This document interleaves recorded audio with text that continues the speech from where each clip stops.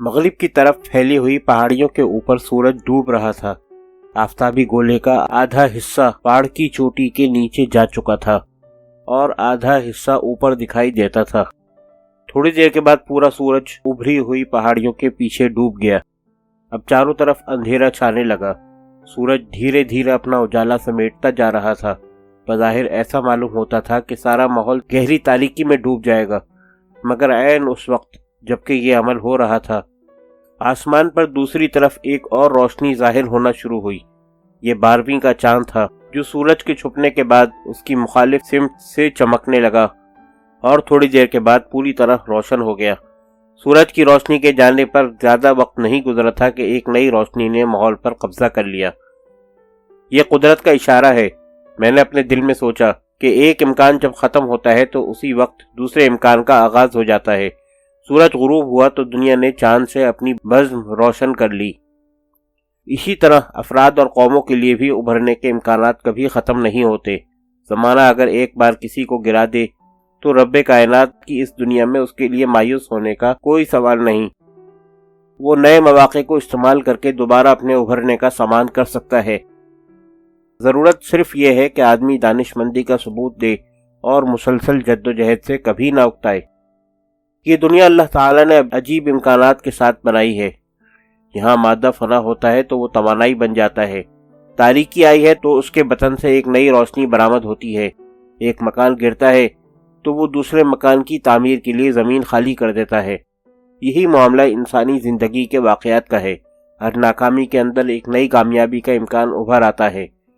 دو قوموں کے مقابلے میں ایک قوم آگے بڑھ جائے اور دوسری قوم پیچھے رہ جائے تو بات یہیں ختم نہیں ہو جاتی۔ اس کے بعد ایک اور عمل شروع ہوتا ہے۔ بڑھی ہوئی قوم کے اندر عیش پرستی اور سہولت پسندی آ جاتی ہے، دوسری طرف پچھڑی ہوئی قوم میں محنت اور جد و جہد کا نیا جذبہ جاگ اٹھتا ہے۔ اس کا مطلب یہ ہے کہ اللہ تعالیٰ کی اس دنیا میں کسی کے لیے پست ہمت یا مایوس ہونے کا سوال نہیں۔ حالات خواہ بظاہر کتنے ہی ناموافق دکھائی دیتے ہوں، اس کے آس پاس آدمی کے لیے ایک نئی کامیابی کا امکان موجود ہوگا۔ آدمی کو چاہیے کہ اس نئے امکان کو جانے اور استعمال کر کے اپنی کھوئی بازی کو دوبارہ جیت لے۔ قدرت کا سبق۔ ایک شخص نے اپنا تجربہ لکھا ہے کہ ایک ماہی گیر نے ایک بار مجھے بتایا کہ کیکڑے کی ٹوکری پر کسی کو ڈھکن لگانے کی ضرورت نہیں۔ اگر اس میں کوئی کیکڑا ٹوکری کے کنارے سے نکلنا چاہتا ہے تو دوسرے وہاں پہنچتے ہیں اور اس کو پیچھے کی طرف کھینچ لیتے ہیں۔ کیکڑے کی یہ فطرت یقیناً خدا نے بنائی ہے۔ دوسرے لفظوں میں کیکڑے کا طریقہ ایک خدائی طریقہ ہے۔ کیکڑے کی مثال سے خدا انسانوں کو بتا رہا ہے کہ انہیں اپنی اجتماعی زندگی کو کس طرح چلانا چاہیے۔ اجتماعی زندگی میں اتحاد کی بے حد اہمیت ہے، اور اتحاد قائم کرنے کی بہترین تدبیر وہی ہے جو کیکڑے کی دنیا میں خدا نے قائم کر رکھی ہے۔ کسی انسانی مجموعے کے افراد کو اتنا باشعور ہونا چاہیے کہ اگر ان میں سے کوئی شخص ذہنی انحراف کا شکار ہو اور اپنے مجموعے سے جدا ہونا چاہیے تو دوسرے لوگ اس کو پکڑ کر دوبارہ اندر کی طرف کھینچ لیں۔ ٹوکری کے افراد اپنے کسی شخص کو ٹوکری سے باہر نہ جانے دیں۔ اسلامی تاریخ میں اس کی شاندار مثال حضرت سعد بن عبادہ انصاری رضی اللہ عنہ کی ہے۔ رسول اللہ صلی اللہ علیہ وسلم کی وفات کے بعد خلافت کے مسئلے پر ان کے اندر انحراف پیدا ہوا۔ بیشتر صحابہ رضی اللہ عنہم اس پر متفق تھے کہ قبیلہ قریش کے کسی شخص کو خلیفہ بنایا جائے، مگر سعد بن عبادہ رضی اللہ عنہ کے ذہن میں آیا کہ خلیفہ انصار کا کوئی شخص ہو یا پھر دو خلیفہ بنائے جائیں، ایک مہاجرین میں سے اور دوسرا انصار میں سے۔ مگر تاریخ بتاتی ہے کہ حضرت سعد بن عبادہ رضی اللہ عنہ کے قبیلے کے تمام لوگ اپنے سردار کی راہ میں رکاوٹ بن گئے۔ انہوں نے سعد بن عبادہ کو کھینچ کر دوبارہ ٹوکری میں ڈال لیا اور ان کو اس سے باہر نہیں جانے دیا۔ سنبھل کر چلیے۔ چھوٹے جانوروں کو ندی پار کرنا ہو تو وہ پانی میں تیزی سے چل کر نکل جاتے ہیں، مگر ہاتھی جب کسی ندی کو پار کرتا ہے تو وہ تیزی سے چلنے کے بجائے ہر قدم پر رک رک کر چلتا ہے۔ وہ قدم نہایت احتیاط سے رکھتا ہوا آگے بڑھتا ہے۔ اس فرق کی وجہ یہ ہے کہ چھوٹے جانوروں کے لیے کوئی خطرہ نہیں، پانی کے نیچے مٹی نرم ہو یا سخت، ان کا ہلکا پھلکا جسم بآسانی اس سے گزر جاتا ہے، مگر ہاتھی غیر معمولی طور پر بڑا جانور ہے۔ باہری جسم کی وجہ سے اس کے لیے یہ خطرہ ہے کہ نیچے کی مٹی اگر نرم ہو اور اس کا پاؤں اس میں دھس جائے تو اس کے لیے اس سے نکلنا سخت مشکل ہو جائے گا۔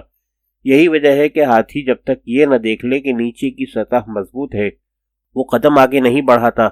ہر بار جب وہ قدم رکھتا ہے تو اس پر اپنا پورا بوجھ نہیں ڈالتا، وہ ہلکا قدم رکھ کر پہلے اس کی نرمی اور سختی کو آزماتا ہے، اور جب اندازہ کر لیتا ہے کہ زمین سخت ہے اسی وقت اس پر اپنا پورا بوجھ رکھ کر آگے بڑھتا ہے۔ یہ طریقہ ہاتھی کو کس نے سکھایا؟ جواب یہ ہے کہ اللہ تعالی نے۔ اس کا مطلب یہ ہے کہ ہاتھی کے اس طریقے عمل کو خدائی تصدیق حاصل ہے۔ گویا زندگی کے لیے اللہ تعالیٰ کا بتایا ہوا سبق یہ ہے کہ جب راستے میں کسی خطرے کا اندیشہ ہو تو اس طرح نہ چلا جائے جس طرح بے خطر راستے پر چلا جاتا ہے، بلکہ ہر قدم سنبھل کر رکھا جائے، زمین کی قوت کا اندازہ کرتے ہوئے آگے بڑھا جائے۔ انسان کو اللہ تعالیٰ نے ہاتھی سے زیادہ عقل دی ہے۔ جہاں بارود کی ذخیرے ہوں وہاں آدمی دیا سلائی نہیں جلاتا، جس ٹرین میں پیٹرول کے ڈبے لگے ہوئے ہوں اس کا ڈرائیور بے احتیاطی کے ساتھ اس کی شٹنگ نہیں کرتا۔ مگر اسی اصول کو اکثر لوگ سماجی زندگی میں بھول جاتے ہیں۔ ہر سماج میں طرح طرح کے انسان ہوتے ہیں اور وہ طرح طرح کے حالات پیدا کیے رہتے ہیں۔ سماج میں کہیں دلدل ہوتا ہے اور کہیں پیٹرول، کہیں کانٹا ہوتا ہے اور کہیں گڑھا۔ عقل مند وہ ہے جو اس قسم کے سماجی مواقع سے بچ کر نکل جائے، نہ کہ ان سے الجھ کر اپنا راستہ کھوٹا کرے۔ جس آدمی کے سامنے کوئی مقصد ہو وہ راستے کی ناخوشگواریوں سے کبھی نہیں الجھے گا، کیونکہ وہ جانتا ہے کہ ان سے الجھنا اپنے آپ کو اپنے مقصد سے دور کر لینا ہے۔ بامقصد آدمی کی توجہ آگے کی طرف ہوتی ہے، نہ کہ دائیں بائیں کی طرف۔ وہ مستقل نتائج پر نظر رکھتا ہے، نہ کہ وقتی کارروائیوں پر۔ وہ حقیقت کی نسبت سے چیزوں کو دیکھتا ہے، نہ کہ ذاتی خواہشات کی نسبت سے۔